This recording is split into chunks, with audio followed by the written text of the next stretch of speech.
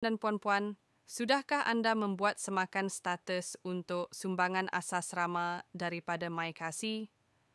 Jika anda belum, sila buat semakan sekarang. Jom ikut step yang senang ini. Anda boleh buat Google search dengan tab MyKasih dan kemudian anda akan dapat result macam ni. MyKasih. Klik dekat MyKasih link ini dan pergi ke page MyKasih dan anda akan jumpa semakan kelayakan yang merah ini.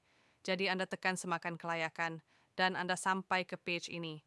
Masukkan nombor MyKasih anda dan tekan button itu buat semakan.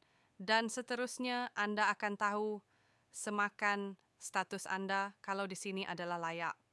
Dan program bermula pada April 2025 dan akhir 31 Desember 2025 dengan RM100 yang dimasukkan ke dalam IC anda. Seterusnya, jika hanya beberapa kedai yang terlibat sahaja, jadi anda boleh cek senarai kedai di sini.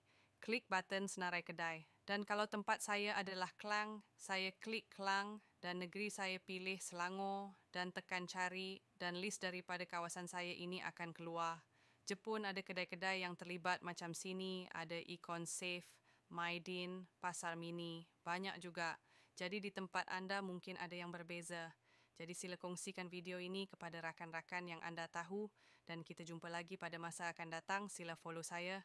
Jumpa lagi.